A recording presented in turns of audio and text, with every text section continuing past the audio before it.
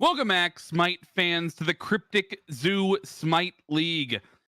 After a pause yesterday, up 2-1 are Molly's Demons up against Daddy's Daycare in the final set of the season. The Tundra Division Finals, the highest league they've got, the most competition we have.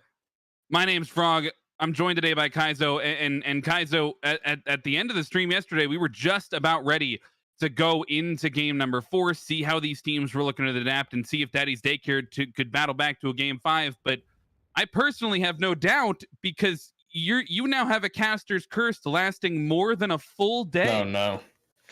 Yeah, I did end up throwing the curse on this when I said in game 1 or 2 that I thought that they were going to close it out in 3, which of course means retroactively that we know that it has to be 5 games, because I can't have a correct take on this entire set so far. I've been wrong about just about everything, but Molly's Demons have been right about 2 of these 3 games, Frog. They're up 2-1, as you said, and looked very commanding in games 1 and 2, but somewhere in there in game number 3, or perhaps even toward the latter stages of game 2, suddenly Daddy's Daycare started picking it up. We saw excellent performances from the mid and jungle of Daddy's Daycare in that one, kind of exuding a little bit more pressure, a little bit more confidence, and honestly playing to a style that I think befits their draft, their roster a little bit more. So I'm excited to see what they have going into game 4, if they can carry that momentum with them.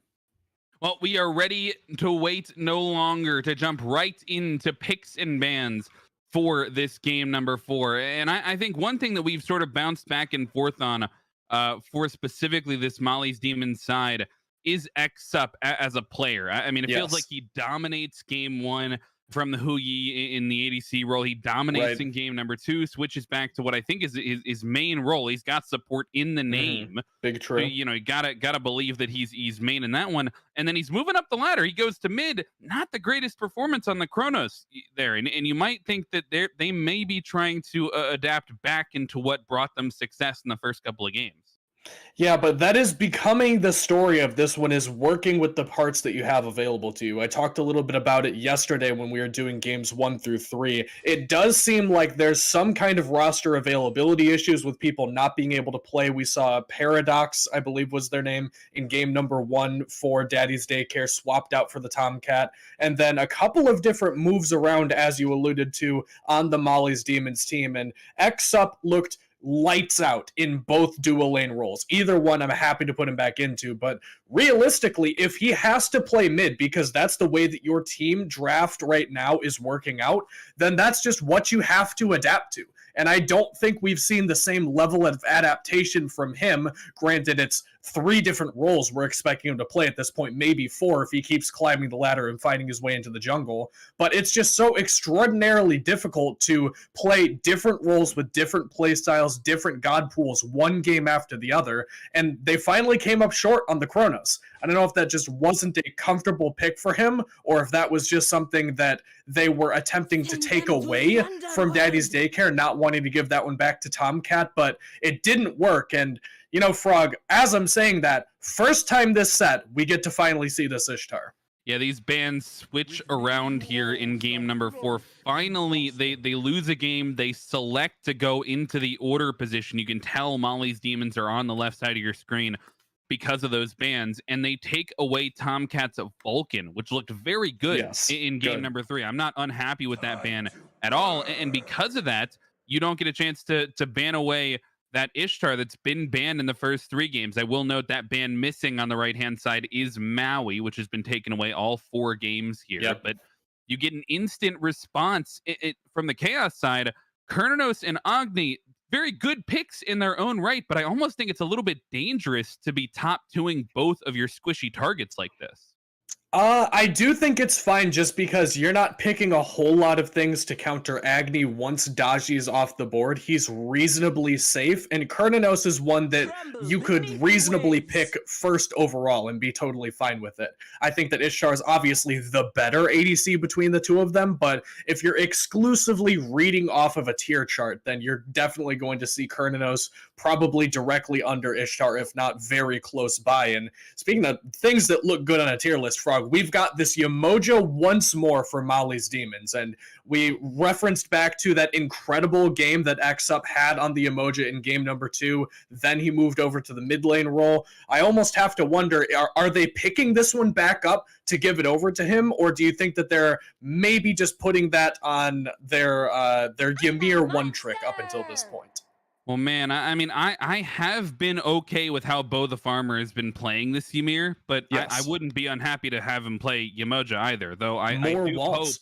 I do hope that we get to see X up back on this one. That being said, might mean yet another mid switch up on the order side. Although I don't think Scylla is the worst mid pick to give over to someone who maybe is not a main of the role. Big circles, potentially a very impactful ult. You have the safe dash away. The one downside being you're not really matching that early pressure. And against an Agni that's looking to poke a lot in that mid lane, and the pressure that you're thinking of game number 3, he had the Vulcan. He was able to apply a lot of pressure. I think came out with a couple of solo kills there in the mid lane. So this Scylla feeds into the pressure that they, Daddy's Daycare were already looking for. And in the second half of this draft, they could definitely look to capitalize on that a little bit more, adding even more pressure into the jungle. And I do think that it does fit the playstyle that we've seen from Tomcat so far. The Chronos didn't really fit that mold for me, but I definitely think that this Agni, that Vulcan, certainly in the same vein of, I have the option to fight my mid lane opponent if I want it. And I think that's even more valuable if you're moving people around, putting somebody in mid that maybe isn't accustomed to some of these matchups, doesn't necessarily know the ins and outs of how to play the matchup. Putting something that makes them respond and keeps asking them questions, puts the pressure on them consistently and early on, is certainly a good look, in my opinion, for them. But I do agree, Scylla, very safe, as you mentioned. We talk about sometimes these Mickey Mouse gods is what they're called in the community. Vulcan is a Mickey Mouse god because he is so free to play out of the mid lane. You can't really mess it up because your buttons are just either press all of them at your feet or press all of them max range. And chances are you're going to get value out of some of that. Scylla, I don't think is necessarily in that same category for me. There is a little bit more finesse that goes into it. You really have to find the value from the I'm a monster and ideally be hitting these roots in order to get the full value out of this character. But, I mean, like you said, it's at least something safe that he theoretically doesn't have to contend with Tomcat's aggression in mid lane. So I like the pick, and we'll see the top phase of the draft rounded out with, I think that's Royal that's going to be taking that Khepri.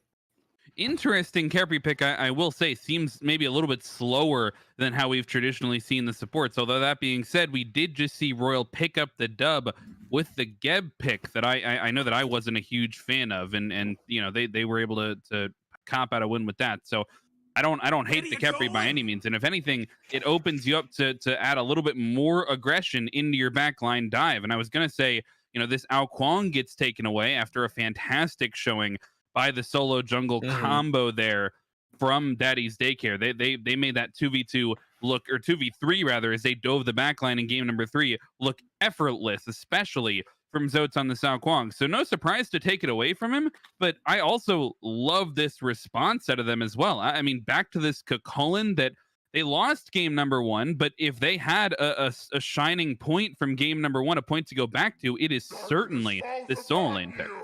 Yeah, I would agree. And for the most part, Zotes, aka Sandman Sam, did look pretty good on this pick. Obviously, there was that one time in game number 1 where he gets soloed just as I'm talking about how it's impossible for him to get soloed. And he is going to have a fairly combative lane matchup with this Camazotz, typically one that you will not see just comfortably farming. So there will be some sparks flying in that duo lane. But you're absolutely right. This is one that I am not hating the fact that they give back to him. He made good space in game number 1. There just wasn't a whole lot to work with him. I really want to see Daddy's Daycare pair, yes, something like this Mercury that we saw in game number 3 for Zots. I think that he played so incredibly well on this, farming out the map, and they're obviously not going to pick it because I'm talking about it, farming out the map and making those late rotations into the fights and just kind of splitting up Molly's Demons and making them respond to different stages of the map at different times when they're perhaps not expecting expecting it. I think it would be a missed opportunity to put him back on something like the Osiris that just has to get involved early. I much prefer this Mercury pick from him. I think he looked very good on in game 3. No, and this once again allows them to step more towards that macro style, that more map as a whole, and thinking about those objectives and the timers, and as opposed to these individual fights and skirmishes that you want to take. Thinking about things on a larger scale is going to allow you to maybe slow things down a little bit, which they really excelled from in game number 3. I mean, they really didn't take any fights that they didn't need to in game number 3, and they even got caught off guard a couple of times by a few really good rotations from Molly's Demons, especially towards that left side of the map. But you saw how they adapted, right? I mean, no hesitation in terms of even the next buff spawn, how they wanted to bring themselves to the table, showing everybody up, winning a couple of fights. They were able to have consistent objective control along with this pick. And, you know, this Mercury, it still adds that sort of like aura of uncertainty around if you leave a team alone at an objective. You're absolutely going to have crit on this pick. Not to mention, you know, we've seen the Kernos, regardless of side, build crit all 3 games so far. So they're certainly going to have some objective shred here. Yeah, and I think that if you're Molly's Demons, you have to understand that they have the same game plan as game number 3. It has not changed. They're sticking to what works for them. So you've had an entire game 3 and now a game 4 to make your adjustments and really understand that they're going to be splitting up this map. If you get caught off guard by that a second game in a row, that's the whole fool me one time, shame on you, fool me twice, shame on me. They absolutely have to have some kind of response for when Daddy's Daycare inevitably try to break up this map and make them fight on uneven fronts. These 3-2 splits, 4-1 splits that we saw in game number 3, you got to be ready for it. Well, we will have to wait no longer. Can Molly's Demons push us to a game 4 end, or can Daddy's Daycare push us to a game 5? All deciding. We will be right into game number 4 here. And as we jump in, Kaizo, I really want to jump into a point that I feel like I've been trying to get to for the last literally all 4 games here, because it's happened in all 4 games.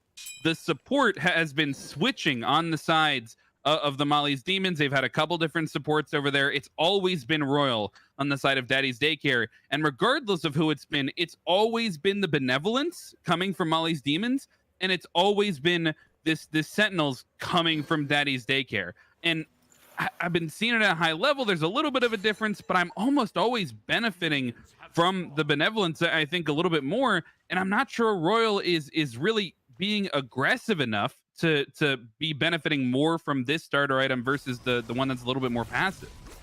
And I will get to that, Frog, I promise, because that's a fantastic question, especially for a support player like myself. But can I geek out about the fact that we get to see X up on the emoji again? Like, obviously, the roster swap did not work to put him in mid lane, so they're throwing him back into the support role. Now, Bo the Farmer, the Ymir himself, is now in mid lane on this Scylla, contesting against the Tomcat, seeing what he can do, and they're going back to what worked in game number 1 and game number 2 to get them this dual lane pressure. I really like that call. I don't think that we saw quite as transformative a performance from X up in the mid lane. I much prefer him in this dual lane. But going back to your question about these starter relics, or items, excuse me, you're absolutely right. If you're going this Sentinels, you have to play very aggressively and you have to be grouped up with your team. This item only gets benefit for you if you're actively splitting farm with somebody. That's why Benevolence is picked up so much more frequently by the SPL players that are more comfortable with roaming around the map, is because in order to get value from Benevolence, you have to be by yourself for a while, and then you walk over and contribute that healing and that gold to somebody else. It's the roaming relic versus the brawling relic, realistically. So in order to get full value for Royal out of this item, you do have to see him grouped up and fighting a little bit more often, and I just don't know if that's what I want to see for them in this dual lane. Yeah, and I'm not convinced it's Royal's playstyle, and I'm not convinced it's the playstyle I would be asking of from my Khepri support, right? I mean, I want you in the backline trying to save me with that Scarab's Blessing as opposed to being a little bit more aggressive. But as we take a chance to look across all 3 lanes of play here, we do see poking back and forth, but nobody able to really find their way in for any of these solo kills or you know, duo skirmish wins at this point. But I mean, in particular, we can talk about this dual lane because this really has been a contention of maybe even who wins the game has one dual lane, right? Every single time we see this ADC, and we might even see the action here, dash in from Control Alt-Ait, forces the shell, and just barely, it looks like X-Up will get out of there after having that relic forced. And, you know, this is what I was talking about. Control Alt-Ait, after having a very quiet first 2 games behind 4 levels at one point in that game too, has found himself this Kronos and seems to be much more comfortable applying pressure.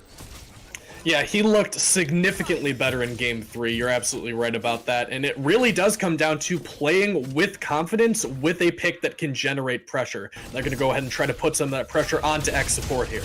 Yeah, the damage coming through will lock him in place for the time being, but Phantom Ghoul finds the window as well and will force the shell on the other side just to trade relic for relic, and they did not take down the purple buff. In fact, both purple buffs still alive have brought the junglers over towards this left side of the map. Desto is aware now, though, of the Zot's counter rotation, and I'm not sure they're in a position to fight back this 3v3.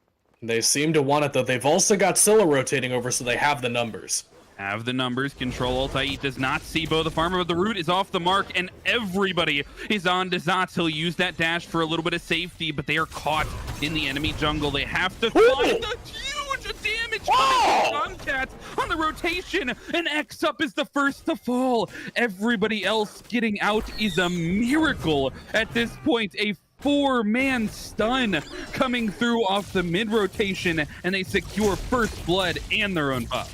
And that's the difference between an early rotation at level 4 and a late rotation at level 5, as Phantom Ghoul gets incredibly close to dying to this purple buff, but will end up dashing out and being all right.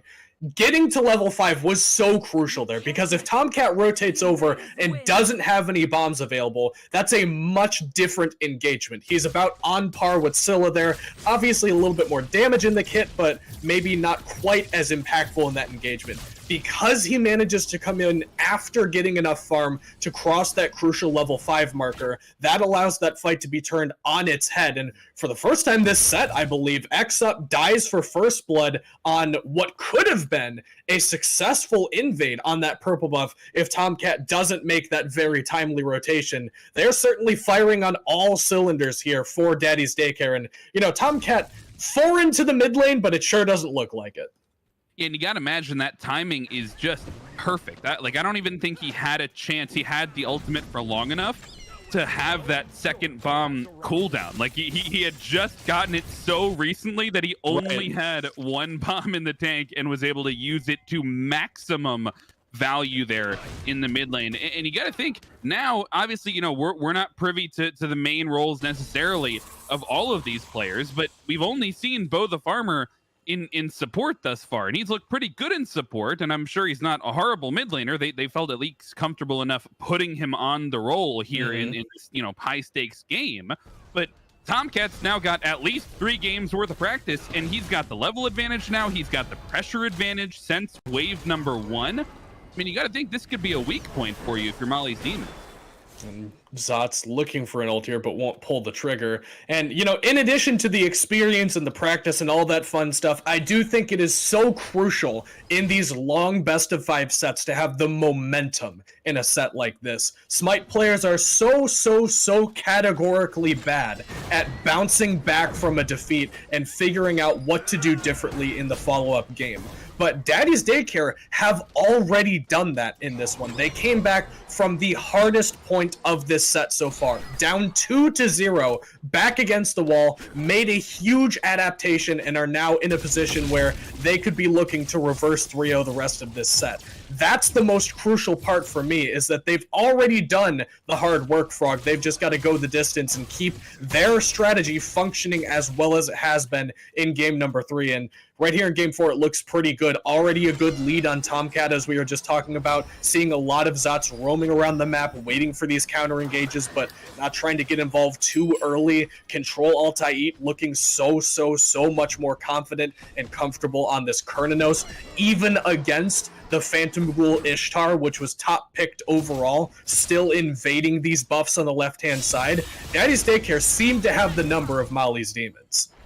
Phantom Ghoul will expend the ultimate there to secure the purple buff, and will do so successfully. It would have been perhaps disastrous if you still lose the purple buff after an expenditure like that. But, I mean, we take a look, even after that secure, we take a look across the map as these players tick up to the next level. I think almost everybody for Daddy's Daycare is at least half a level, if not a full level ahead, as we just saw a 2-level gap here in the mid lane, right? I mean, it feels like they're in control of this game. In fact, almost a 2,000 gold lead here at 7.5 minutes, and there's only been 1 kill on the board. I mean, maybe that's just credit to Zotz and how well he's been farming, and how well they've, as a team, been trying to force these buff invades and force the pressure down onto the demons. But even though it feels sort of like a slow game, you almost sense this getting a little bit out of control already if you're the demons.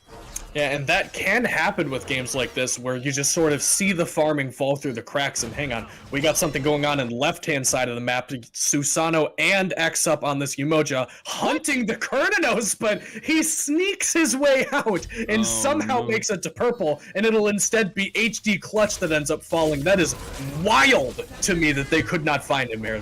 Frog. Yeah, I mean, all X-Up had to do was look a little bit to the left, but he's not happy with Control Alt I getting out of there, and he will drop the River's Rebuke to take away the purple buff at the very least, and will be successful in the buff steal. But now look for the rotation from Tomcat here. X-Up, no Omi left, and will just use that Riptide to get out of dodge with a successful buff invade. But gotta give credit to Zotz there. I mean, maybe it's just happenstance, but he ends up picking the right side of the map, and he absolutely gets more with that rotation. And that's what I was just about to say, is this is the difference between what these two junglers have done so far. This team, Desto, has been at these engagements that have either turned into a wash or they end up losing them and can't go far enough forward to get value. Whereas Zotz has, every time he's been somewhere on the map, bar that first purple buff fight, he's been farming. He got that kill in right lane, stripped away the right side jungle away from Desto, farming his own back camps on cooldown, splitting waves in mid, taking that speed buff. All of this farm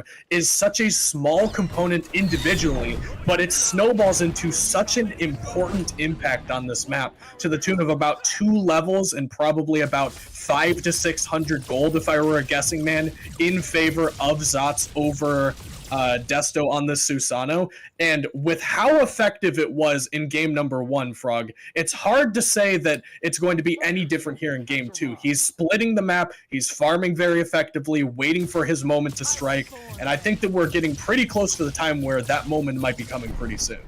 Yeah, I mean, I think you take a look at the scoreboard, and specifically these players and where their item spikes are, and it looks like definitely Daddy's Daycare could be gearing up for something. Zotes might be gearing up for a little bit of a solo kill if he can find some abilities on HD Clutch here, but he may end up staying too long. Good dash out there to at least survive onto the right-hand side. But you see this gold lead starting to come to fruition, and you know, a gold lead, truly, it doesn't matter at a specific time in the game. If you have not turned that gold into items, if you've just gotten a bunch of towers and you choose to immediately siege a Phoenix, the gold lead is almost imaginary in some cases. But it's not imaginary. In this case, they're using it to their advantage, but Desto is able to fight back and will at least trade out solo for solo, find some sort of success for the demons on the right side. Yeah, ends up about washing out in right, and some weird stuff going on in left still taking place over here. River's Rebuke used on Control Alt I. Tomcat is on the scene to peel for his fellow backliner, and will push out the duo lane of the demons, who don't really seem to be on the same page here, Frog. They kind of botched that engagement onto Control I onto Kernanos, but hang on, Desto contested on his own speed buff! Yeah, no relics to get away from that dash, and Zotz finds the solo kill. He put a ward there the last time and takes advantage of having that vision with a solo kill. Unfortunately, not able to get the speed. That would have been a real blow if he was able to take the buff as well. But Zotz, I mean, definitely showing why he goes back to this pick in game number 3, finds the return kill on the right-hand side and continues pushing it down. It looks like they are going to turn that into an uncontested objective in the Pyromancer as well.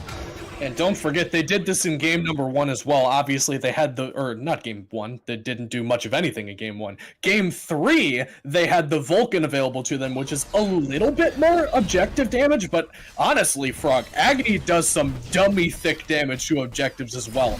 All of his buttons hurt that objective whenever he goes to contest them, so I don't hate the fact that they go to this Agony not only for the aggressive playstyle, but also for the fact that they can still shred all of these objectives. It's still going to be a damage dealing solo laner, a jungler with crit, an ADC with crit, a mid laner that does a bunch of burst damage to an objective. I like what they're going for, and I like Zotes going for the solo kill. Big man on campus takes down HD Clutch. Yeah, no hesitation there. Follows the Camazotz through the batter to hell. This time, though, there could be a punish over here. Desto does jet stream in. The root has to be on the mark, and it is, so they will secure the kill on the enemy solo laner, but this may open a window. Gold Fury already down to 25% HP. They do secure it and take the objective in trade for both of the solo laners. That's got to be a win for Daddy's Daycare. Wow, and that's so smart from them too, understanding that there's probably going to be a rotation to right lane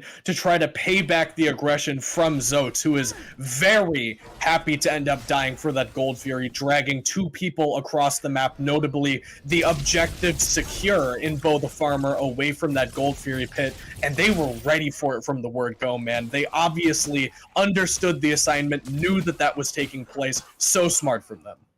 And look at how these item spikes have come through, right? They've already started to take advantage of that. Hold that thought, though. Phantom Ghoul will be... Uh-oh. Oh, he blocked the dash! Controls 8 dashes through Phantom Ghoul and blocks the escape path for the Ishtar, and that will lead to the death. What a 10,000 IQ play there to secure the kill, and they're still looking for more pressure in mid. Tomcat not able to find the follow-up on the damage, but that's going to guarantee a tier 1 tower in the duo side.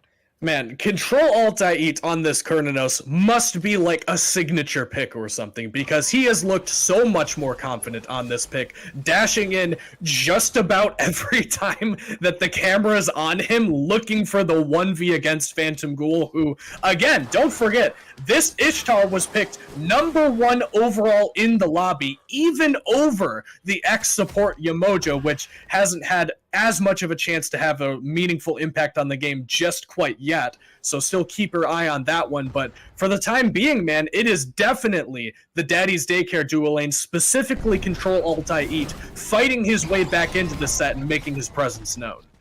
Yeah, and they scale really well. I mean, I'm starting to get worried about how this game transitions into the late game. I feel like you got to be looking for ways at this point to bounce back in, and this may be the start of it. Zotes, no rage available, will jump, but not in time for the ultimate. The Sonic Boom just barely takes a little bit of the pressure off, but he may have put himself in more danger than he bargained for. The I'm a Monster charged up off the mark, surely not. And Zots barely finds the window to dash and blink away and get out scot-free. So it'll be a couple of ultimates expended only for 1 kill. And now they're taking advantage of the jungle, but they may bait off more than they can chew. Yeah, X-Support and Desto still here trying to invade the speed. Won't quite catch Zots even a second time around, and looks like Tomcat and Royal want to at least try to contest the Susano and Yamoja in their jungle, but now outnumbered probably won't have the chance, nothing to really get, even if they do take either one of those kills. I cannot believe, Frog, that my man got Yamoja ulted in with no dash in front of 4 people and still manages to live, whereas Bo the Farmer is just happily walking through the jungle and has to use the beads and dash away from 2 people. It is crazy the kind of stuff that Daddy's Daycare is getting away with here. Yeah, I mean, I'm amazed that we see the I'm a Monster just sat in for so long there, right? He's trapped. At some point, you got to use it as a space control tool, if nothing else, right? I mean, but you let him wait there and get his dash back up, and Zots gets out scot-free, still deathless in this game, although now being maybe half a level behind. But I'm not sure I'm too focused on that. I'm focused on the 2 rage stacks that my man already has building into. Probably a Deathbringer here. I mean, you're really you're still finding so much pressure from the other members of Daddy's Daycare. And all the while, you have this late game pick scaling up 2 stacks on Rage, building into the Deathbringer next, most likely. It's only going to get worse. Yeah, and Molly's Demons have realized where their opportunities are, though. Well, hang on, more fighting and dueling here. Aegis used by Phantom Ghoul. Beads also expended, but will end up living through that engagement. Molly's Demons know where the weak link in the chain is in this game.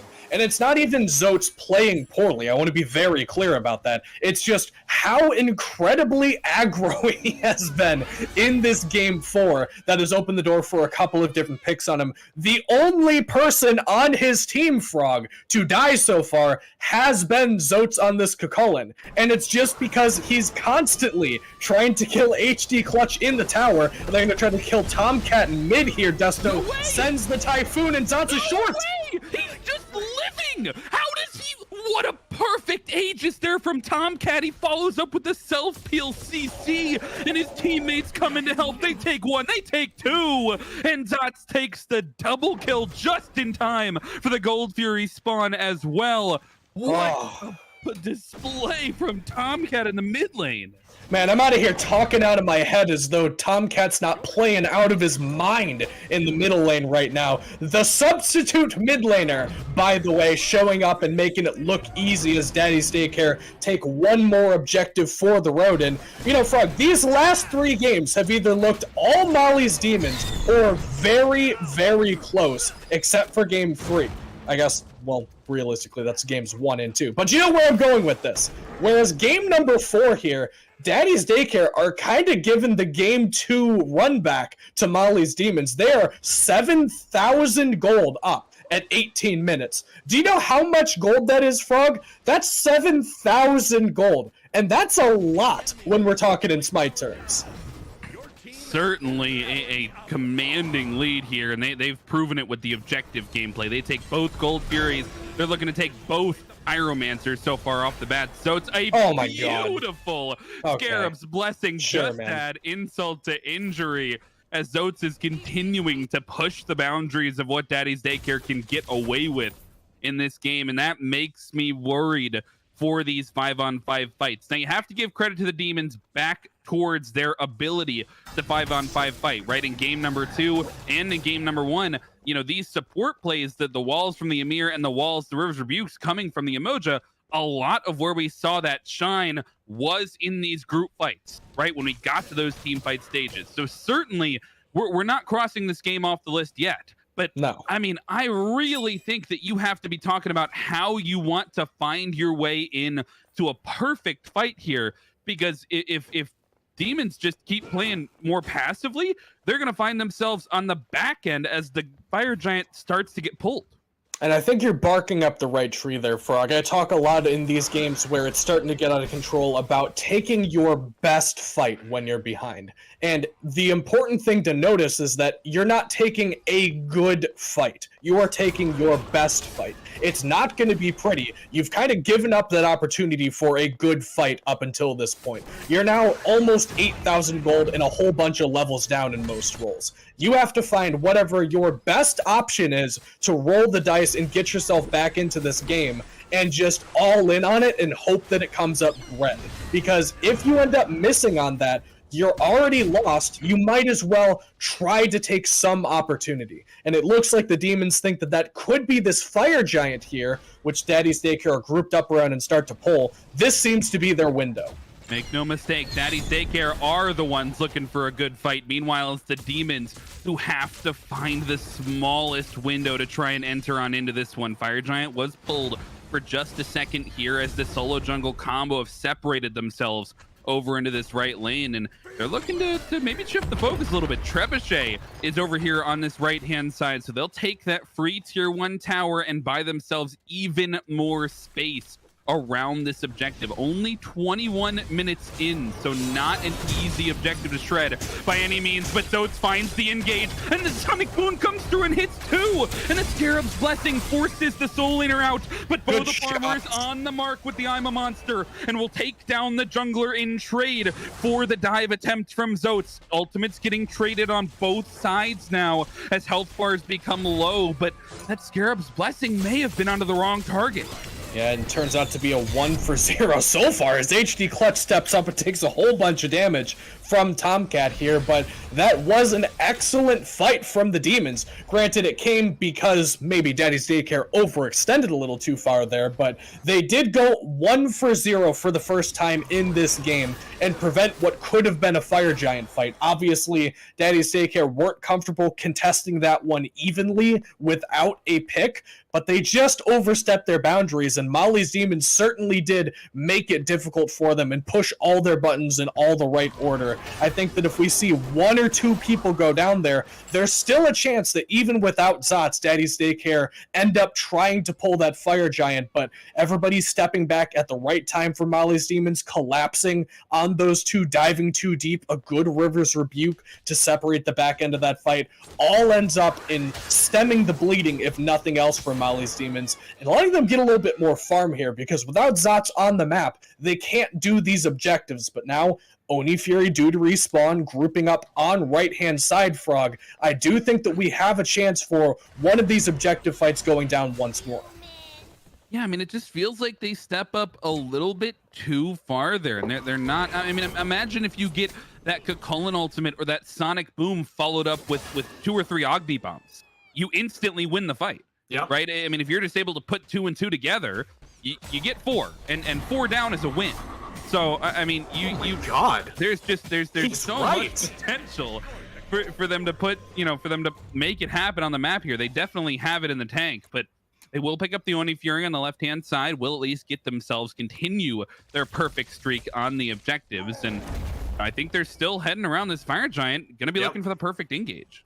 And Frog, they tell us don't try to do math on cast, but I think you're right. As far as I can tell without a calculator, 2 and 2 might be 4, but the number 9 is the important one here. 9,000 gold in the lead for Daddy's Daycare as they start up this Fire Giant, at least trying to bait somebody in, but Zots is not here. And that's very important for this next fight. So this obviously will not end up going down to a real fight, as they even cycle back out, control Alt-I-Eat, and give themselves a little bit more time to reset, grab that Death's Embrace, and maybe start farming out this map a little bit more. Every second at this point is valuable for the Demons because you need to catch up. You have to close this gap if you're going to get back into this game. We're at the point where level leads not quite as impactful. A lot of level 20s coming through. XP starting to shift to the point where it's not relevant. But gold certainly still relevant, as is this next fight. Zotes finds the engage and will transform into that rage form and find the engage once again. He does it twice, but he gets taken down just as easily. A double I'm a Monster sets Thesto up for one as well. The Scarab's Blessing forced to be used on the Khepri, and Royal will fall in addition. But the Sonic Boom just through. Zots was late to the fight, but tries to make an impact and is still dangerous here on this side of the jungle. Could still look for a contest. Yeah, he's gonna be by himself though, and he's gonna be sniffed out by HD Clutch, knows that he's around here. I don't think that's a 1v1 Camazotz wins though, so he's gonna back up Fire Giant low. Has to be careful though. Zots with the dash away will not be in range of the steal any longer, but Control Alt-I not in range either. Molly's Demons find once again the perfect counter engage, and I don't know if you know this, Kaizo, but one Scylla ult can change a team fight. Wow. Just one? That's all it takes? That's all it takes. Wow, I think you might be right, because Bo the Farmer on the Scylla, we called his number. They said, put my man in the mid lane, see what he can do on the Scylla. 2-0-3 looks good. You know, 5,300 damage doesn't look as good. It's kind of pretty darn close to the bottom, just above both of the supports, but every single amount of that damage has been relevant so far. There is no poke of that 5,300, and frankly, most of it is Tomcat dashing into that fight on the Agni and immediately getting deleted by that I'm a Monster alongside Zotes on the Cucullin. That fight, you're absolutely right. One Scylla ult, all it took to turn the tides and completely erase the mid laner and the solo laner for Daddy's Daycare.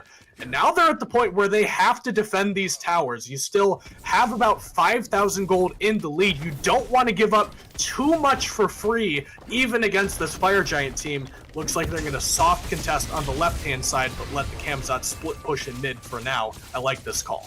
Now, they do have benefits in terms of the defense, the Agni Bombs especially being very ranged over there to be able to clear the wave pretty safely from the backline. You see Zot's holding onto that Sonic Boom, threatening a pick if somebody steps out of line. But I think they could be defending these tier 2 towers. They still, as you mentioned, have a lot of these gold advantages. And still, we have not seen Scylla back to get this upgraded starter. And that's exactly what they're looking for. HD Clutch gets taken out with the Abduct, but will it be an ultimate off the back? Both junglers find their way into the back line, and this time it's I'm a Monster, just barely not securing the kill and traded for the Scarab's Blessing, and all of a sudden, it is the Demons on the retreat down the middle lane. They will take the tier 2 tower and trade some ults, but nobody falls. Yeah, Demons on the retreat, but they got what they came there for. They got tier 2 in left just about uncontested. I thought that it might have been a soft contest, which is why I said I liked the call, but they ended up giving that one up. Mid lane tier 2 also going down. Now taking their talents over here to the right-hand side of the map, but this is a choke point. Yeah, they get caught. A beautiful Riptide keeps a couple of them in the crush there. Unfortunately, it's both the tanks. They're able to hold on to that health bar relatively well there. If you would carry there, that would have been death for sure as they try to find something sneaky in the jungle. But they're pinging out the waves. They're going to continue to look to push this as X up will be forced to back at that low health point. And I think these backs means they're not going to be able to get the siege off. Yeah, they're probably going to want to just back up here, and a lot of gold in hand as well. Don't forget that they got the Fire Giant and 2 tier 2 towers, a little bit of farm as well. Zots finds HD Clutch, beads forced out, but I don't know if he's living through the whole team. All 5 members here from Daddy's Daycare. Some CC coming out will at least force the batter to hell. Looks like Daddy's Daycare happy with that trade as they did not have to use any ultimates of their own. And I think that does bode well for the next defense if they're going to have a next defense. Certainly you have that Kamazat's ultimate up by the time the next Fire Giant spawns, but that Fire Giant definitely turns things around for the Demons, and now we're basically an even game, and it's Daddy's Daycare who have to face the reality of, reevaluating how they want to try and enter these team fights. Yeah, the advantage just about neutralized by that Fire Giant. What an insane uptick, especially in the XP. I mean, some of that is fall off on account of the fact that you can't go past level 20, but even the gold chart's forming a bowl at this point, as it seems to be just about even back out, even in favor of the Demons for the first time in this game so far. But EFG due to spawn the great neutralizer is this objective. Both of these teams going to have to turn their attentions over to this side of the map once more. And don't forget, X-Sup on this Yemoja still has not had the chance to fully find value from one of these Rivers of Buke ultimates. Not a single person, bar Zotes on this Cucullin, is capable of walking their way through that Yemoja. They do have the Phantom Shell available, that one just about to come off cooldown for Royal on this Khepri. So they can Ghost Walk through one, but if the Demons can play the fight slowly enough, play around that cooldown, that could be an incredibly potent tool around these fights. Similar to how you fish for a pick with the Ymir wall, you can do just about the same thing with this Yemoja, and that could make these Fire Giant fights much more dicey. Well, Daddy's Daycare at least able to continue their perfect objective streak on the Pyromancer as they take the 4th one of the game down there. And now we've crossed over the 30-minute threshold, guys. So that means that we are entering into the enhanced Fire Giant here at this point in the game. It's going to be harder to take. It's going to be harder to secure. And thus far, they've had no success against the Scylla Ultimate in team fights. Maybe it's time to try and find success against the Scylla Ultimate on the objective. You know, I mean, if it's hitting the Fire Giant, it's not hitting your carries. So, Yeah, you know, maybe you're finding some advantage there, but Royal certainly not finding the advantage there. Dies without using the Scarab's Blessing, but Zot takes advantage and takes 2 down along with the help of his team. Look at the juke shoes coming through. He just makes an infinite amount of room for Tomcat to find 2, and Zot finds 2, and that might just be it. They're on the reset, but they may have a window to end the game. There's no chance that Zots lives through that, man. And another timely rotation from Tomcat to get that fight turned on its head. We saw it at the beginning of the game. We're seeing it now toward the closing end of this one. Doesn't look like Daddy's Daycare going to try to force their way into the throne room. Instead, just grab this EFG, but finding the perfect time to come in and bail out his jungler after Zots just straight up one-shot somebody with his ult. I didn't even get to see who it was. I just saw the corpse hit the floor. And then the fact that Phantom Ghoul doesn't get that kill on Zots even after he's stuck in the Yemoja ult, and B ends up getting a perfect Tomcat rotation to save this Mercury's life. This is almost, it's like a movie script, Frog. Like, I could not write anything better than this.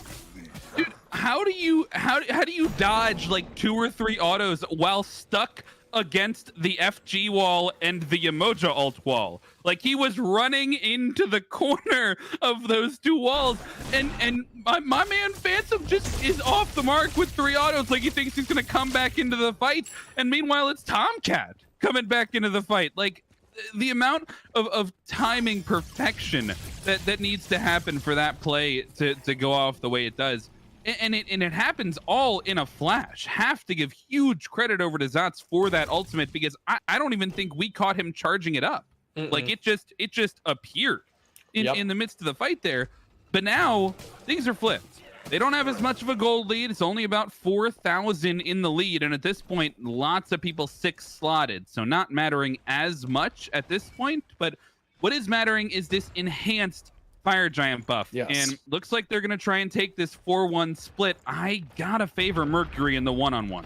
Yeah, I mean, especially after what we just watched and the fact that no beads available for Desto so far, and the fact that no bubble available for him either, just leaning fully into the damage with a Bloodforge last item. If he gets grabbed by a special delivery, that could very well just be curtains. Same thing if he gets clipped with a Sonic Boom. So if you thought game number 3, if you thought it was effective for Zots to split the map without this EFG, just wait till you can see what happens once he finally gets this wave pushed up. I like that Daddy's Daycare, excuse me, are keeping this map split up. It's worked for them all game so far. It worked for them all of last game. They don't seem to have an answer for Zots on this Mercury just patrolling the map on his own. And to their credit, the rest of Daddy's Daycare have been so safe in a 4v5, but looks like the Demons want to try to force something early. Yeah, they see Zots over there on the right-hand side, and Desto has found his way behind. I don't know if they've got eyes on him here. At the very least, he misses the Typhoon. Luckily, though, Royal, caught in the middle of 4, forced to use the Scarab's Blessing, will not find his way into the grave, though. But Zotes dives too far. Man, I mean, I wish we had caught that dive, but at the very least, he makes space. And Zos finds himself an objective, and now it could turn into a push still on this left-hand side. They've lost 1 Phoenix, and Zots is coming over to regroup. They may still try to split the map. Yeah, no relics really burn in that fight for the Demons, though, other than Phantom Ghoul's beads are still down, so that's going to be unavailable for another 90 seconds or so. It looks like instead Daddy's Daycare are going to try to take their attention to this Gold Fury, but, I mean, like you said, Mercury, Zots does end up finding that right-hand Phoenix during all of that action, and I like the call from the Demons to not let Daddy's Daycare just sit on their hands and wait for Mercury to push up all the waves, but Desto, I know you are a good player. I have played with you before.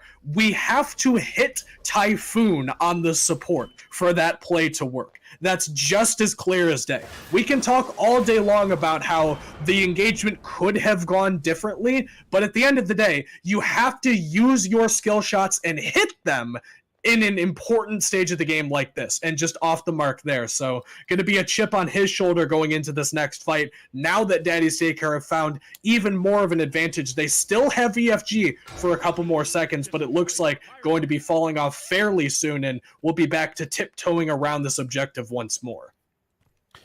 Back towards the Fire Giant, now off the wastes of Daddy's Daycare, and this objective looking to be spawning still a couple of minutes away here. So if they step up too far, they may look to find a member here. Either side could look to find a pick at this point. I do think they have the damage coming through, as X-Sup proves my point and takes 50% of his HP in a matter of seconds. Control-Alt-8 poked out a little bit there as well. But as we sort of step up to group up for this one, I have to be focused around this mid lane, and Zot's looking to potentially come behind or even find a Phoenix if he's able to, but he's sort of balancing on a knifed edge, and Desto maybe looking to push him out of this mid lane right as the Fire Giant's spawning. And this is so good from Zots, knowing what he's capable of on the Mercury. They call Susano the late game specialist and the 1v1 specialist, but you're kind of outclassed either way by a Mercury here, so making good use of the fact that nobody can really step to him by themselves, and just continuing to push up this lane, Frog. Like, he is just going to take this Phoenix if nobody responds to it. I'm not sure that they could have gotten there in time if he had just chosen to int away for the Phoenix, but he's pulled 2-3 members here towards the mid lane, which could have enabled a bit of Fire Giant damage, and that's exactly how they've started to pick up the objective. 50% on this objective. Soloed! Finds the solo kill and forces the ultimate away. He single-handedly confirms the Fire Giant for his team, pulls the entire team of Daddy's Demons away, or Molly's Demons rather, away, and now they're looking to push the Phoenix. Yeah, and they've got a full 5v4 advantage. No relics available for Zots, no ult either, but you'll trade that every day of the week for taking down that late game jungler of Desto. They're just going to walk into mid, Frog, and take down this middle Phoenix. Demons have to mount a defense here. They can't afford to let all three go down, but I don't think they're going to have a choice either. They've only got 4 members here, and Zots gets to it before anybody rotates over there, so no chance to even defend. And now with all 3 Phoenixes down, it's still the man advantage for another 15 seconds here for Daddy's Daycare. All the ultimates critically still on the board here for the Daddy's Daycare side, and the Titan's starting to be focused down to 50% HP. Zots isn't happy with the Titan. He wants the kills, and he may have overstepped. His team has to find the damage. Bo the Farmer is in with I'm a Monster. Shuts down 1. They're desperately trying, and they will push it to a game 5. Wow, Bo the Farmer comes up big with the ult at the end, but not quite big enough as Daddy's Daycare continue to mount their jungle advantage. It has been Zots every single time in the late game over Desto from game 3 onward, and game 4 under their belts as well, equalizing our set to 2-2. And once again, Frog, it doesn't seem like the Demons know what to do if the Daddy's Daycare team just split up the map. Every single time we have seen these late game fights go the direction of Daddy's Daycare, it's been Zotes creating a bunch of space on his own with no one diving with him, even if he has to die for it. And then it's been Zot splitting the map and Tomcat pouring out damage into these engagements. 2, 1, and 5 on this Agni, but top damage in the lobby, 37,000 for the ADC subbing into the mid lane of Tomcat. The pieces are just coming together for Daddy's Daycare, Frog. Dude, I am dying to see a replay of that play in the mid lane, because how do you pull that off? If you're Zots, you are going in and out. I get that. You are threatening the Phoenix. I get that too. But for you to be able to get a kill, not fall below half HP, and pull the most critical ultimate on the other side of the team away, all the while you're effectively zoning for your team. I mean, that is the most single single impact play I've seen in maybe all of season 9. Mhm. I mean, Yeah. that's and I maybe we can't maybe after I said that we can't give Zotz any credit for the rest of the series. Like maybe that's all he gets. Like that's a lot. Right. Like we're kind of gassing up the man. He doesn't even play Smite anymore. Like the guy is done after this set for better or for worse. So this is whatever game 5 ends up being, that's going to be his retirement arc, and it's been a hell of an arc so far. 2-2 in this one as they even up the set. Well, we'll see who the main character is. Is it Zotz continuing to rampage through on his path to the reverse sweep, or is it Xup trying to roll switch their way to a victory? We'll see right after this break.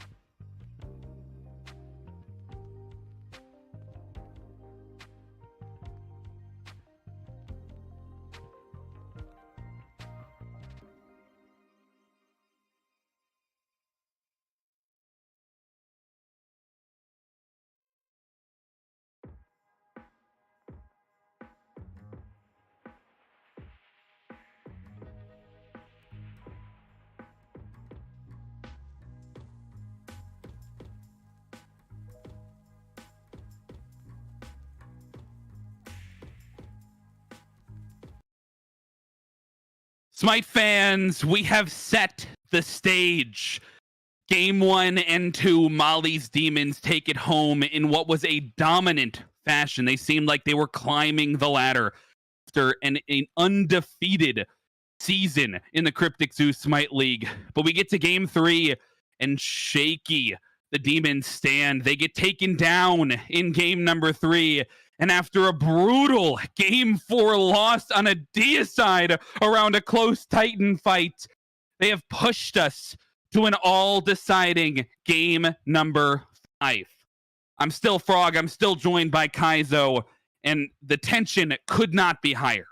You can cut it with a knife here, Frog, as both of these teams now 2 games under their belt in fairly convincing fashion, and every single one of them. The only one that really had a lot of back and forth in it was game number 1. You could say game 4 had a little bit of that as well, but frankly, I thought that it was looking very hang on.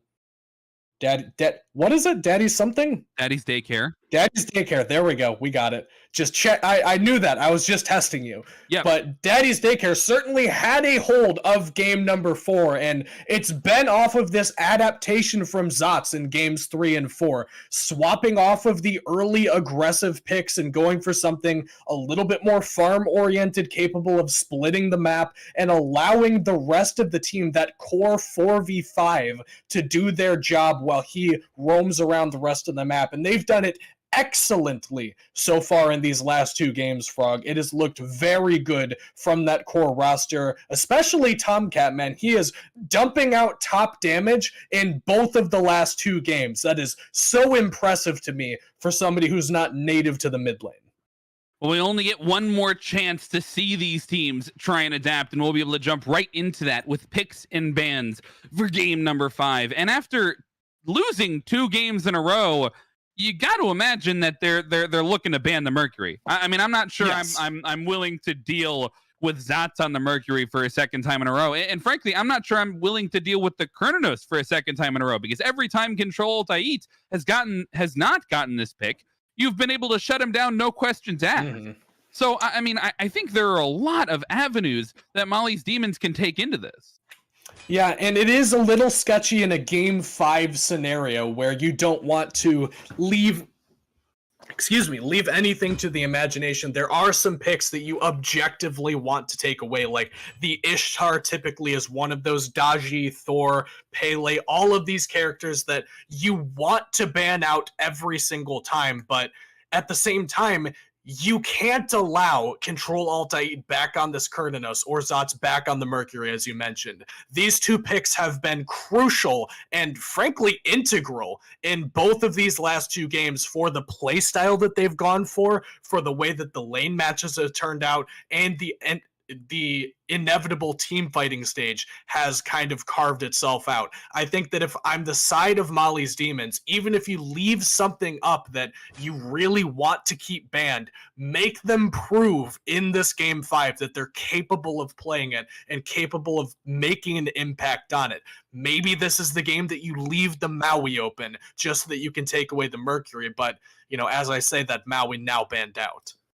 Yeah, it looks like they will once again go back to some similar bans here. The one game Ishtar gets left open, it gets first picked, and it is relatively unimpactful. So I'm not convinced that I'm really looking for it in another game, but they do switch things up a little bit. They take away the Kronos, and now Control Alt Site has to go into something a little bit different. That being said, he's been against a Kronos in both games where he looked a little bit subpar, right? So now both ADCs are going to be forced off of these top 2 picks, but one thing that goes unbanned now that the change comes back through, Tomcat gets this Vulcan back, and after 2 top damage games in a row, I am looking to shut him down if I'm the jungler on the other side.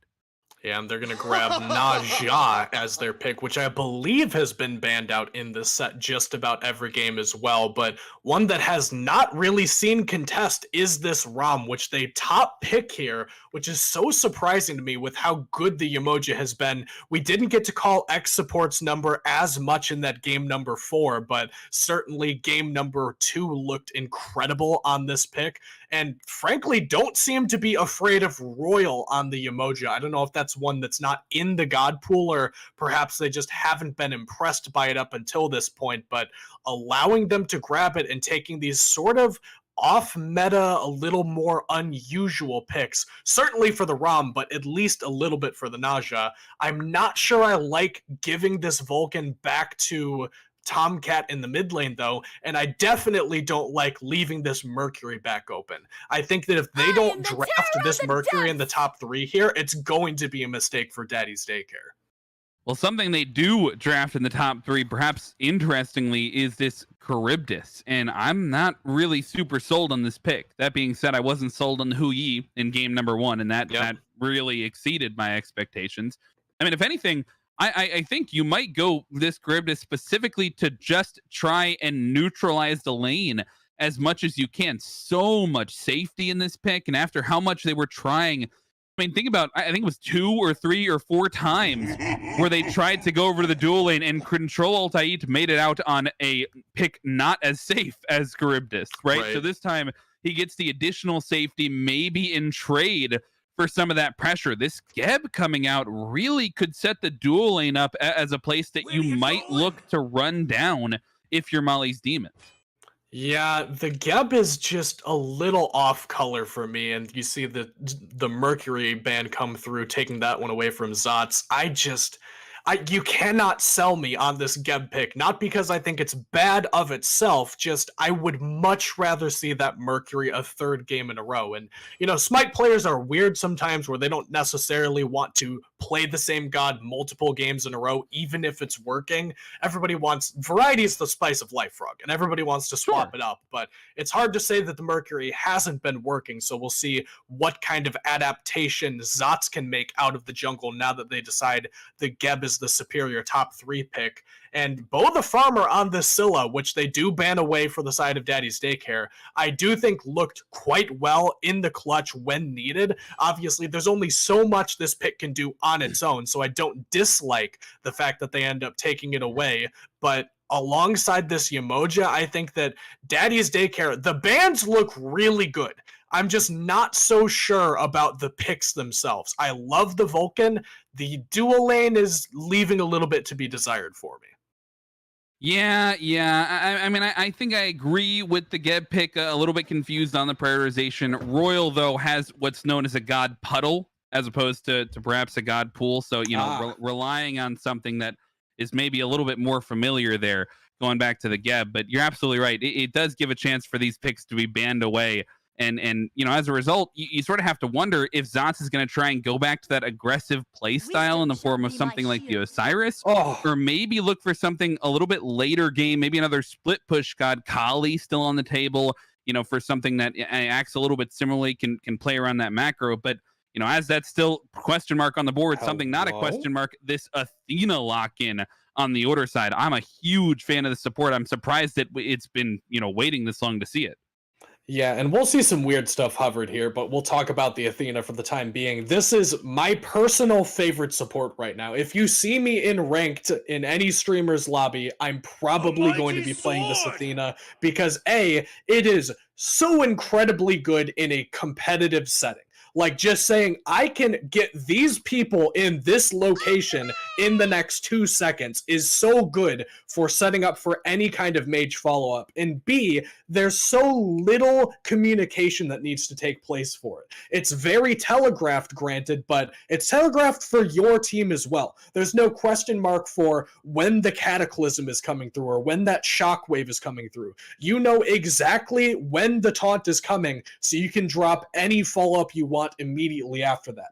Plus the recent buff they gave her, making it so that your mitigations go not only onto your ult target but also on yourself, gives her so much more survivability, so much more general functionality in a team fight where ordinarily she didn't seem to have. Yeah, I mean, this composition coming through from both sides, I absolutely love. I mean, I think you get a little bit of that macro pressure that you're looking for in the assassin pick on the Ratatotsker coming through from Zots, and Zots, the Aokwang goes unbanned, right? You have to take away the Mercury at this point, so we get a little bit more Sandman Samuel action on this solo lane character. You know, for all we know, maybe he's the main character. There's still a lot to be decided, a lot left up on the table there. But one thing's for sure, the last time that they had a solo jungle combo that was, you know, facilitated to be able to dive the backline like this one in game number 3, they absolutely ran through the enemy squad, and it worked perfectly. And I'm not convinced that the tools in this composition are enough to shut it down from the other side. Yeah, and I do like that Zotz, even with the Mercury taken away, still goes for something that farms very effectively and is capable of rotating around the map very effectively. Obviously, that Through the Cosmos semi-global ultimate for Ratatosker gives him so much rotation potential, but also that same surprise element that you get out of the Mercury. Obviously, something more like a Lancelot, for the most part, you're going to see him coming. He might blink on you, but he has to at least be visible in front of you to get to where you're at. The Mercury doesn't, and the Ratatosker doesn't either. He can come from over the walls. He can come from weird angles for the engagement. It gives him a little bit more unpredictability on this pick. And across the way, I don't think you have the best tools, as you were just mentioning, to deal with this double dive of these, well, the assassin and the pseudo-assassin of what this Ao Kuang is going to be likely to be that mostly damagey build that we saw in game number 1. Athena's taunt is great for a setup tool, and it's okay as a peel tool. It's very good at dragging people away from a location, but somebody still has to take that damage, and I don't know that I want my Athena taunting every single auto from this Ao Kuang with the Wild Storm active. Or Dragon Call, that's the name of the ability.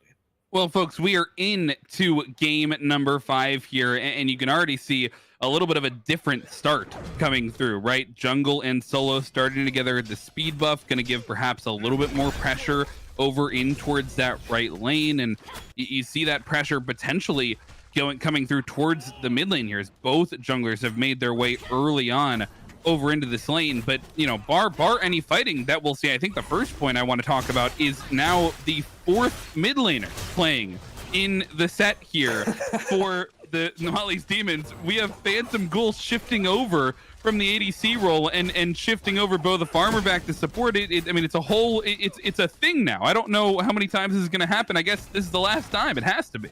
Yeah, this is game 5. Absolutely no more after this one. And it's just so cool. Like, whether or not it's effective is an entirely different conversation, but I love the fact that they're just moving people around. X-Sup has not played the same role 2 games in a row.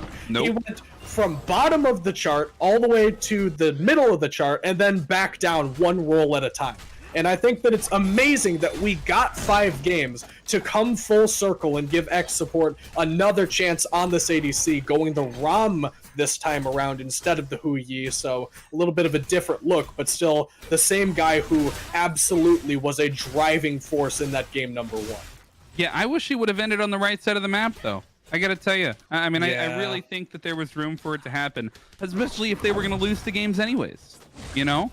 I mean, there's a lot of room to have that conversation, but, you know, HD Clutch, oh my goodness, the Dragon's Call coming through and dealing a ton of damage there, all immediately taken down from 75 to 25, it feels like, as he's able to dodge the sash. Desto trying to put a little bit of pressure over there on that right-hand side as well, but looks like action will be slow to start things off. No early fights. I don't think any lane has an inherent pressure advantage automatically in the first 5 minutes of the game or so here. I think we might start to see that action as soon as this global pressure comes online for Bo the Farmer, because this is the first time we've seen him on a pick other than Ymir. Yeah, and you need to get active early on this Athena. You pretty much want to be roaming around the map and then ulting into different locations. And going back to the conversation we had the previous game, that's why this Benevolence is so good on this Athena. You can be in different weird locations on the map and get your Benevolence value and then teleport into whatever location you're needed in and get those stacks drained out to get yourself the gold.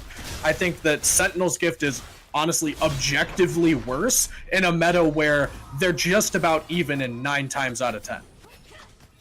Well, one thing's for sure, Royal is a fan, continues to go back to that relic regardless of what the meta might say. And you know, I can't argue with the success that they've had in the last couple of games. And we have to talk about the fact that as soon as Royal has, maybe even despite the fact they go back to the Sentinel's gift, as soon as Royal has gone to these less aggressive supports and leaned into it, right? We've had Geb, Khepri, Geb now, as opposed to, previously we saw the Horus, the warrior support come through, and the aggression that was needed to make that pick work just did not come through. But we see these more passive supports have a lot of effectiveness in specifically keeping the backline alive. And with the amount of damage that Tomcat's been able to put out in these games, I'm not sure I hate the playstyle switch up. I mean, that's definitely good recognition from the blue squad. Yeah, and it does go very well with specifically a hyper carry style character. Granted, a little bit better when you've got a Mercury, for example, that you can be ulting when he's diving in, but certainly does go in the same conversation for somebody like the Sao Kwang who wants to dive in deep and get you down, basically race you to the bottom and see who ends up coming out on top and giving yourself that safety valve of the Khepri ult just in case it doesn't work, or the Geb shield in this one to give you a little bit more time to get your opponent into execute threshold. It certainly does look to be a very effective option for you. Treading a little bit more carefully here as I see just how low Zotes gets HD Clutch in this right lane. And, we talked about the global pressure could be the driving force of this one that really kicks things off, but the other thing could be this dual lane, because a lot of the time in this set so far, whether it's X support running it down on the Hu Yi, Control Alt Aid getting the Kernanos 2 games in a row and finally looking confident again, or fill in the blank action, it's always been on dual lane early on. And that's even despite the fact that HD Clutch and Zotes are literally just laning to kill each other instead of farm for every single one of these games. So it's a weird thing where I almost want to have one eye on both lanes at the same time, but Frog, if I gotta put my money on one place to see this action early on, I'm gonna guess that it's gonna be in the solo lane. Yeah, I mean, Zotes, in game 3, he picks up the Sao Kwang and forces everybody on the other side to go beads. And this time, they're apparently not as scared of that. It's 4 beads, but not 5 beads. You get the shell out of Bo the Farmer on the Athena. So at the very least, maybe he's able to find a little bit more room. I'm not even sure that I remember an Ao Kwang ult coming through, though, in game 3. I mean, he didn't really need the execute to be able to shred through the backline and make the space that he did. And this time, when you have other beads burning tools, the Cataclysm coming through, the Ratatotsker ult, and that multi-man stun, when you get this Acorn online, which he just has gotten that Acorn online, I mean, this could be even more potential to make more room for Zotes, and he's already found himself a level lead. That's the second time Desto has been over there and has not been able to find any action, but this could be the first little bit of it. His beads get forced out. Bo the Farmer not there in time for the follow-up, so it'll just be a relic forced out from the mid lane. And good composition from the Molly's Demons draft to get not only a beads burner, but also another beads burner in this Athena and the Naja, because they can easily cash in on somebody not having that relic available. Zots gets sashed, and now what? Corinthus ult, that's huge! It takes 2 down to low HP. Shell gets popped, and there you get the usage out of the relic, but Desto and Athena able to walk out of there scot-free. You got to imagine that ult can reset, so you're thinking you don't want to be positioned for that the later the game goes, but they do find a small skirmish around the Oracles. Looks like Molly's Demons were able to secure that one relatively early, though, at the very least, and already both teams showing an early focus around this objective. Yeah, and I do think that the attention for Molly's Demons, your Chaos side of the map, needs to be on Tomcat on this Vulcan, especially with these beads down for another 100 seconds. You've got 2 incredible tools in this taunt and the Athena, or excuse me, the Naja ult to really make sure that you secure that first blood. You don't want to allow that to go on cooldown, and another beads used in the right-hand side of the map, HD Clutch immunes out that execute. You've got to cash in on these timers being down, whether it's abusing this Cucullin or abusing this Vulcan. It's got to be somebody.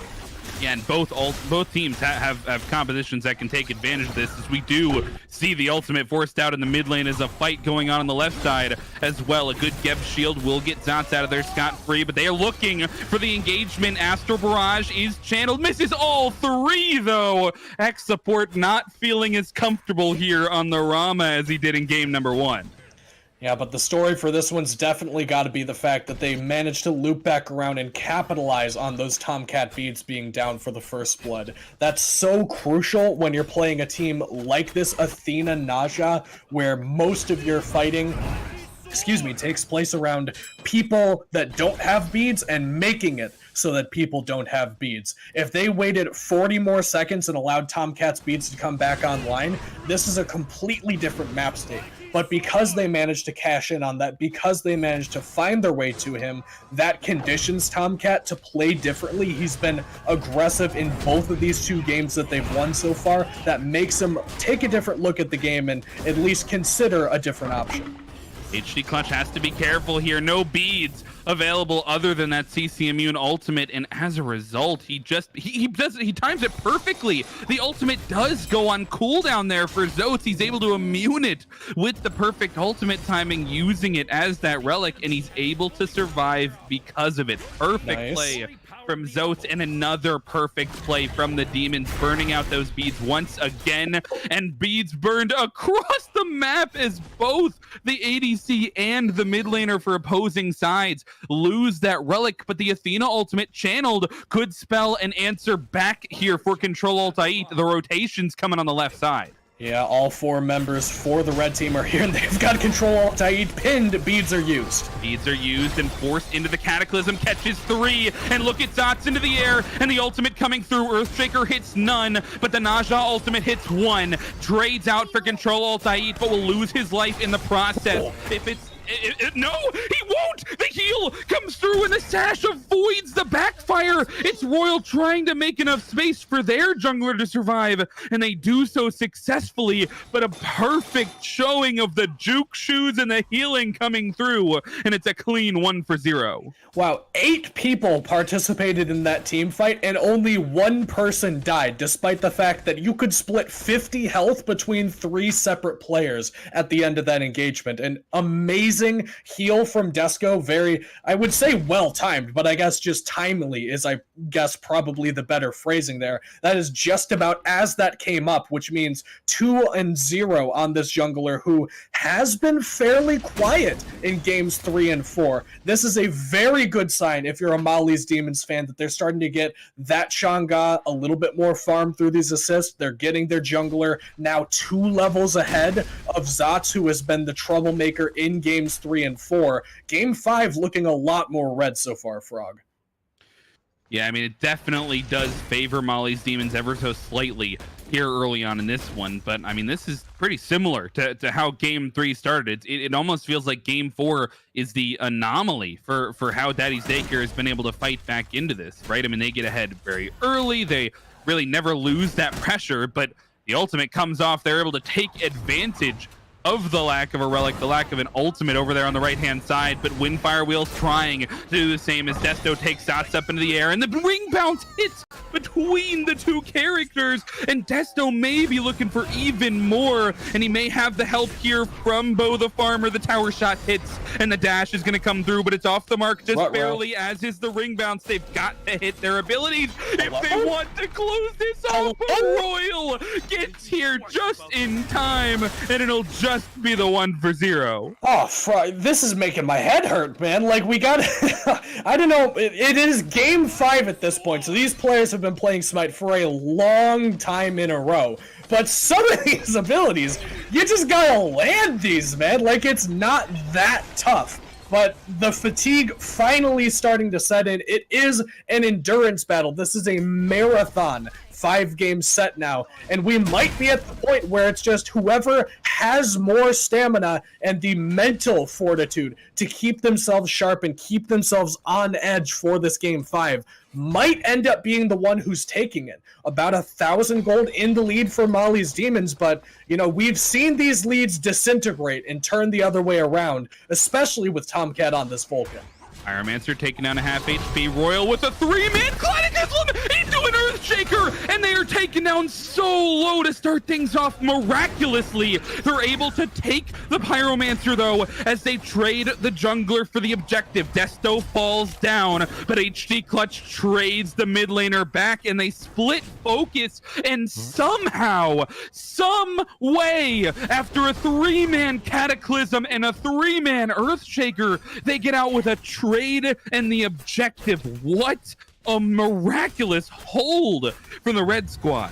Yeah, that's 5 minutes further, and you get one more item on Tomcat. That could just be a team wipe, but because only sitting on tier 1 of that penetration, probably didn't even have the soul gem finished at that point, didn't quite get to look and see if that was the case or not, or if he bought that after he was dead. Not enough damage just yet to be able to grab that one. His control ult takes some ROM ults on his purple buff, but if that's 5 more minutes, man, that's all it's going to take, Frog, for this Vulcan to start swinging, and those plays, which are mechanically sound and objectively correct, just don't have the damage quite yet. I like the way this is starting to shape up for the blue team, even though they end up losing that Pyromancer. I have to say, though, you know, when you look at the gold lead, you look at the experience lead, Tomcat not having the success he was finding early on in games 3 and 4. He's 2 levels down at this point, lower than halfway down in the player damage charts early on. And for picking, and for first picking this aggressive pick like the Vulcan, you're probably looking to get a little bit more value out of it. I agree that it scales, absolutely, but I mean, when you're getting out pressured by a Chang'e, 3 assists at this point, rushing that flat pen earlier on to maybe force that impact in those team fights, to force those objectives a little bit earlier, you have to be questioning the validity of this pick a little bit.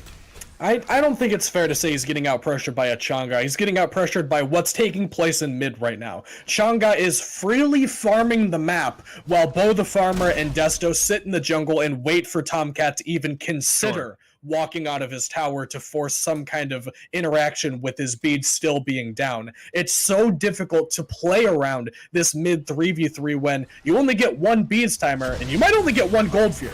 Earthshaker in, seals the Gold Fury away, and they're looking to steal lives as well. A triple Acorn comes through with the stun after the fact and takes down 1 as well. A huge turnaround for Daddy's Daycare, take the objective, and they may be looking for taking even more. Zotes rotating over and finding Desto in the back of the fight. Windfire Wheels used as an escape tool, as Astro Barrage used as well. A couple of ultimates get traded back and forth, but it's Daddy's Daycare on top. And that's just, it feels like a weird call for me, because you're 1,500 to 2,000 gold up before that play takes place.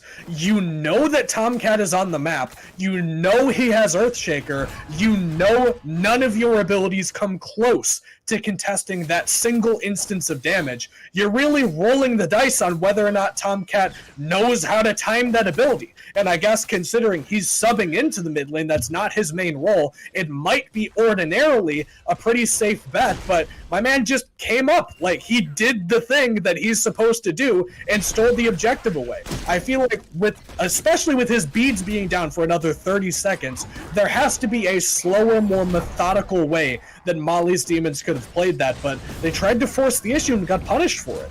So it's under a little bit of pressure here, looking to be dove under the tower, and Desto takes the last hit on that one. They find an answer back onto the Soul Laner, shut down for 42 seconds at this point. These death timers are quickly getting up there, and that could be dangerous when we're looking at the volatility of these games. They've been decided by just a couple of Fire Giant skirmishes. You get to a 5v5 fight, finally in some of these games you were waiting for those opportunities, and suddenly 3 fall at the drop of a hat, and you are guaranteeing objectives. You're guaranteeing Phoenixes potentially off the board, as I will mention, miraculously, no towers have fallen at this point in the game. Every structure still available on the map, but we'll look at some pressure over on the left-hand side. Through the Cosmos comes through. Dart as well forces the Astro Barrage on the left-hand side, as well as the Athena coming over to join, so it will just be a couple of ultimates traded out, but you saw the instantaneous reaction time there from the blue squad. They are looking to make something happen. And that's how you have to play this, Athena. These global rotations are so important. You have to make sure you're getting all the value out of that Defender of Olympus ultimate that you can, and really just staring at the map the entire time. Surrender vote came up there. Little bit worrying. Not sure whose team it was for, but that was the oh no, and especially as what? It's 100 gold. Like, some people fat finger the button sometimes. Let's not blow this out of proportion. I got worried, It's man. 100 gold separating these teams. I refuse to believe that somebody threw up a surrender vote. Somebody fat fingers the button here, but Zotes may want to be running away on this right-hand side if it's the rotation here. Desto may be looking for that ultimate, but first, Phantom Ghoul under some pressure. The dart comboing with the backfire and control. He's got to hit the auto, and he does. He finds the solo kill, 2 back-to-back for the blue squad, and they will take the advantage. You know, we talked about character arcs during the break and how all of these players are going through their own development in this set. And what a development Control Alt I Eat has had from getting... I won't mince words here because that's not the kind of guy I am. Getting rolled in games 1 and 2 and then saying, give me Kernanos and I will win my lane by myself. And then finding something inside of him to say, even on the Charybdis, this guy that rolled me in game number 1, I'm not going to let it happen a second time around. And is now taking it to X up in the 1v1, 2 levels up now, second highest on the player damage chart. Certainly not dissuaded by the performance from games 1 and 2. And I will note, he's now redeemed himself against both of the ADCs that he got shut down by. Game 1 was X-Up, game 2 was Phantom Ghoul, so he's found his way back, certainly feeling on top of the world after that solo kill. And I don't know if you were looking at the levels there, Kaizo, but they were both level 16 after that solo kill. Control Alt I-8 jumps up to level 19 after that kill, after finding a couple free waves. Got to imagine you're getting close to some of these critical power spikes here for some of these members on both squads. But Daddy's Daycare, especially around the timing of this Gold Fury spawn, I mean, a fight win here could lead to some upgraded starters and a bad fight at the Fire Giant. Yeah, and it could lead to the Fire Giant itself if it's decisive enough. Remember, there's nothing saying you can't just walk across the map and take your talents elsewhere if you win it very decisively. So certainly in the cards if that's an option, but for the time being, we'll start up this Gold Fury on the left-hand side and see what's shaking down. Got Zots playing zone duty, but they're here. They're looking for the secure, and it will be close as it's down to a low HP, but the Astral Barrage forces them off the objective, and Zots finds the perfect timing. He'll force the beads out of the ADC, which at least gains space this time for Daddy's Daycare, as this time it's the Cataclysm coming through, but the Earthshaker is not in time. Zotes and the jungler combining for the King of the Eastern Seas into the air to take down the Execute, and immediately back down, joining together with his jungler to find the double kill, and they're pushing out the other members of the squad as well. Everybody either half health or returning from base. X-Up is the only one here at a respectable health bar, and I'm not sure he's in a position to 1v4. Yeah, he's got no beads and no ult. Needs to be careful. Gets blinked on by Zots here as the Gold Fury goes down for the blue team. Zots ends up combine to bring him down, but X-Up takes one with him, dragging down Zots into the depths and at least trading 1-for-1 as that Gold Fury goes down. Oh, that's criminal. Zots sets too far up. Zotes had that one in the bag, but Zots, unfortunately, wanting the last hit, will get taken down. That being said, trading 2 for the Gold Fury when you get a chance to trade 3 off the back. In fact, I think they were able to take, they might have been able to take down 4 there. I can't remember. I have short-term memory loss at this point. We've seen so many games. P. Sherman, 42, Wallaby Way, Sydney. Absolutely correct, right? And you know what, Kaizo? That's why you're chair 2. The analysis coming out has just been flawless. The memory really coming through and impressing the viewers here. But I have to say, for all of the things that we talked about, one of the things we may have not expected is a 5,000 gold lead to balloon out of nowhere and this Fire Giant to be started. But that's a little bit of a bait. Zotes feeling himself in this game. It's really just the fact that he has Death's Embrace and he's allowed to do that is kind of why he grabs that there. They've got 2 people still walking from Fountain and they're outnumbered in the Fire Giant pit. But because Zotes has Death's Embrace online and enough attack speed and several lifesteal items, he takes 0 damage from pretty much anything at this point. Like, you can blow him up, don't get me wrong, but do not give my man some time to sustain. HD Clutch under some pressure on this right-hand side, about to transform into that Rage form, as though it's still holding on to that ultimate. Notably, all of the relics up on both sides here, except for the junglers, both lacking one. About 30 seconds for both sides, but through the Cosmos, channeled here, and the Earthshaker could be big. It just hits the support, though. Everybody gets out of dodge, but Zots finds where Phantom Ghoul ran down to and runs him down instead. In the back line, the mid laner gets taken off the board, and Zots dodges the Windfire wheels, and Desto puts himself in more danger than he was willing to take, and gets taken down as a result. The ultimate off the mark is crucial to give the blue squad another pick, and that opens a window for the Fire Giant. Wow, and they did this in game number 3, I believe, when they combined with the Ao Kuang previously. They are so impressive in this backline, but hang on, we're not done just yet. Oh, they're looking for more. Defender of Olympus channeled onto the solo laner, but both of these tanks half health and not looking great in the fight. X-Up takes him down, but once again trades his life out for a frontliner, taking down Zotes in the process. But Zots this time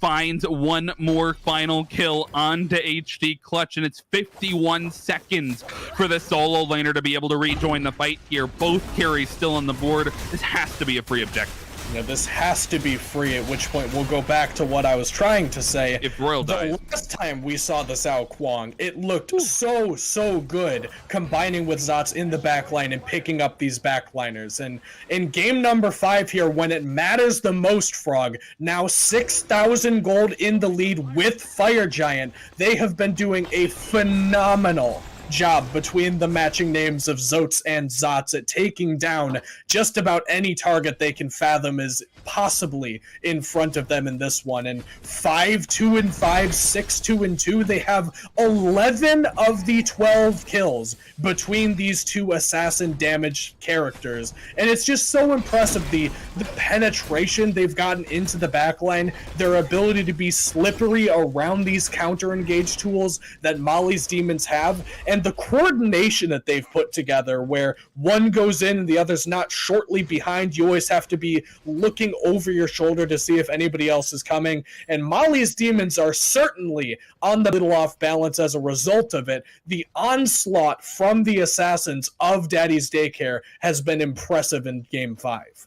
Yeah, now they get to hold on to this lead and set up for what is even more global gold. We talked about these structures lasting so long in all 3 of these lanes, but that's just more gold that they're going to be able to pick up arguably for free here, at least in the form of the tier 1 towers. But looks like Molly's demons are setting up to put a defense onto this tier 2 tower, and I don't blame them. All the while, though, they're using the map state well, trying to split on this right-hand side, but they see the Ao Kuang, and they're looking for the engage. HD Clutch forces the ultimate, and Tomcat has trapped himself in the purple buff pit. He's used the juke shoot. How is he alive still? How does he survive for as long as he does? He makes space for his team, and a Cataclysm comes through. A double kill comes through for the ADC. Zots survives, and somehow the blue team are on their feet.